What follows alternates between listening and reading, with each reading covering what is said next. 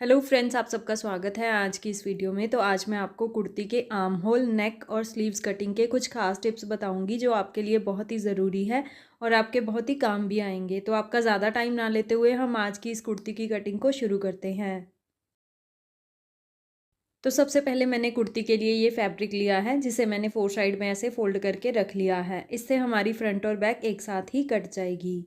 तो सबसे पहले ना हमें ऊपर एक सीधा मार्क कर लेना है। इससे हमारा ये फैब्रिक भी सीधा हो जाता है और इसी पे हमारे तीरे का भी मार्क आता है। अब हमने यहाँ से नीचे लगभग 7.5 इंच पे ना आर्म होल और चेस्ट के लिए मार्क करना होता है।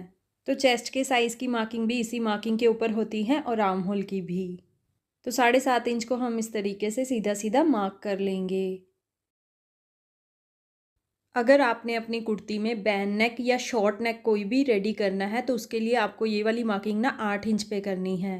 और अगर आपको ये वाली कुर्ती स्लीवलेस रखनी है तो उसके लिए आपको ये वाली मार्किंग 7 इंच पे करनी है। तो ये तो हो गया चेस्ट और आर्म होल के लिए मार्क। ये मैंने आपको 2 तरीके से बता दिया कि आपने किस तरीके से करना है। अब हमें ना ऊपर की तरफ तीरा मार्क करना है। तो इस कुर्ती में हमें डीप नेक रेडी करना है तो उसके लिए मैंने आपको तीरा बताया हुआ है। इसका जो स्टैंडर्ड साइज़ तीरा आता है वो 6.5 इंच आता है, यानी कि टोटल तीरा हमारा 13 इंच का आता है। तो 6.5 इंच को हमने ऐसे मार्क कर लेना है। अगर हमने ऊपर 6.5 इंच मार्क किया है तो नीचे की तरफ हमें 6 इंच मार्क करना है। ये मार्किंग हमारी फ्रंट के आर्म होल के लिए होगी। ये ऊपर से आधा इंच कम होती है। अब हमने इसी वाली मार्किंग को ऊपर वाली मार्किंग से ऐसे मिला देना है। तो ऐसे हमने फ्रंट के आर्म होल के लिए मार्क कर लिया है। अब हमें बैक के आर्म होल के लिए मार्क करना है। तो इसमें ना हमने 1.5 इंच प्लस कर देना है इस तरीके से।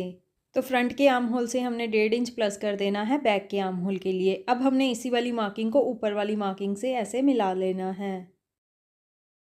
तो आर्म होल की जो गोलाई होती है ना वो इस तरीके से दी जाती है।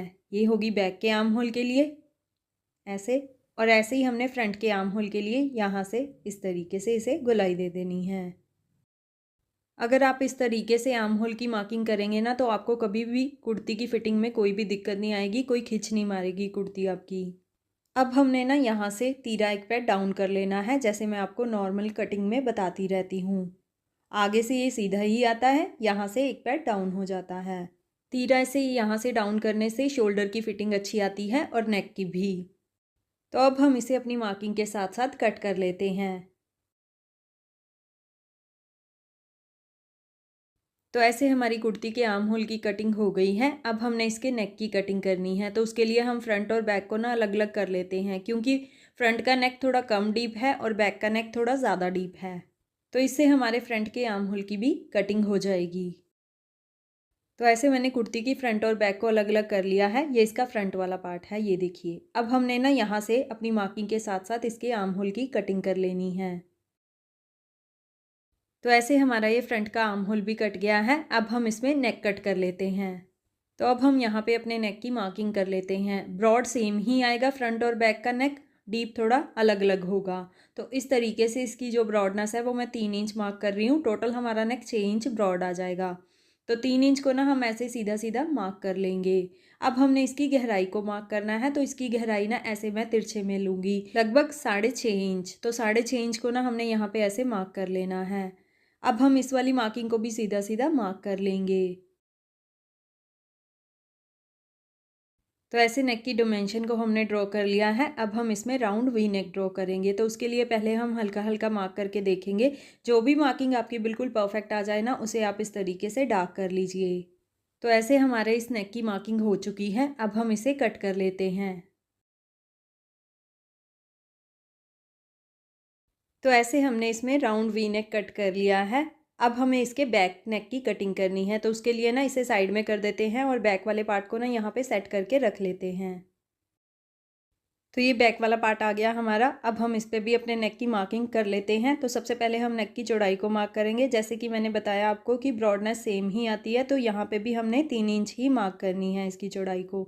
तो चौड़ाई ऐसे हमने सीधी सीधी मार्क कर ली। अब हमें इसकी गहराई मार्क करनी है। तो बैक नेक हमारा थोड़ा ज़्यादा डीप है, वो 6.5 इंच हमने रखा है ना फ्रंट। तो ये जो बैक है ना वो 8.5 इंच आएगा। तो 8.5 को ना हमने ऐसे यहाँ पे भी सीधा सीधा मार्क कर लेना है।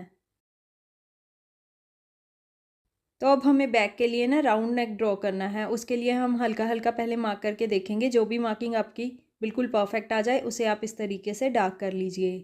तो अब हम इसे अपनी मार्किंग के साथ साथ कट कर लेते हैं।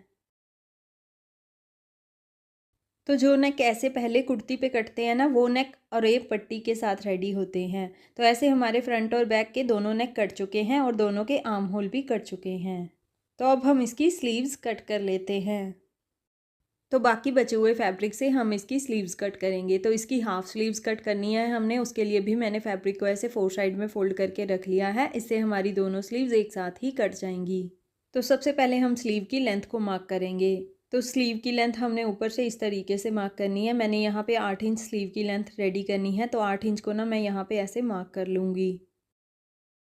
तो नीचे हमारे पास ये 1.5 इंच का फोल्डिंग का मार्जिन हो गया, इसीलिए हम इसे मार्क नहीं करेंगे। अब हमने ना ऊपर से नीचे की तरफ ना आर्म होल के लिए मार्क करना होता है। तो स्टैंडर्ड साइज की कुर्ती के लिए ये वाला मार्क ऊपर से 3 इंच पे आता है। अगर साइज कम है कुर्ती का तो यही वाला मार्क हमारा 2.5 इंच पे आएगा। तो हम 3 इंच को ना ऐसे सीधा सीधा मार्क कर लेंगे। तो अब हमें यहाँ पे ना स्लीव्स के आर्म होल की मार्किंग करनी है। तो उसके लिए एक फॉर्मूला होता है, चेस्ट के रेडी साइज़ को ना हमने 5 से डिवाइड करना होता है। जो भी हमारे पास आंसर आएगा उसे हमने यहाँ पे मार्क कर लेना है।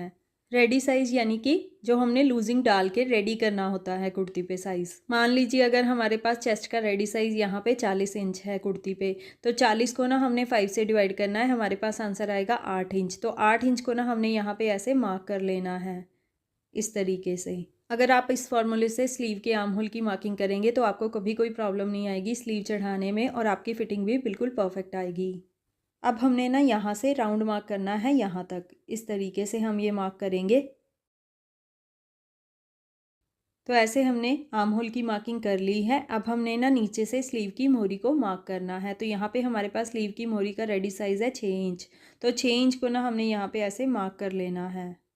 तो अब हम इस वाली मार्किंग को इस वाली मार्किंग से ऐसे मिला लेंगे, और यहाँ से हमने एक्स्ट्रा मार्जिन को भी ऐसे ही मार्क कर लेना है, लगभग 1.5 इंच।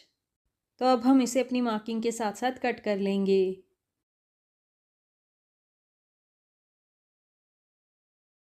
तो ऐसे हमने स्लीव की कटिंग कर ली है। अब हमें ना यहाँ से स्लीव के फ्रंट के आर्म होल की भी कटिंग कर लेनी है। तो स्लीव पे फ्रंट का आर्म होल ना यहाँ से आधा इंच डाउन कटता है। तो वो मैं अभी आपको पहले मार्क करके दिखाती हूँ। इस तरीके से राउंड मार्क करना हमने आधा इंच डाउन।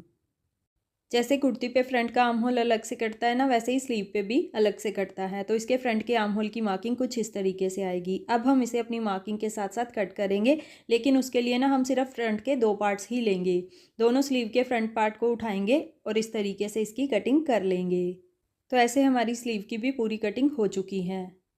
तो ये हमारे कुर्ती के आर्म होल, नेक और स्लीव्स की कटिंग हो गई है। आई होप आपको मेरे टिप्स समझ में आ गए होंगे और आपके बहुत ही काम भी आएंगे। तो मेरी ऐसी ही यूज़फुल वीडियोस देखने के लिए मेरे चैनल को सब्सक्राइब ज़रूर करें, और अगर आपको मेरे ये कटिंग के टिप्स अच्छे लगे हों तो वीडियो को लाइक और शेयर भी ज़रूर करें। तो चलिए नेक्स्ट किसी और वीडियो के साथ मिलते हैं। Till then bye bye.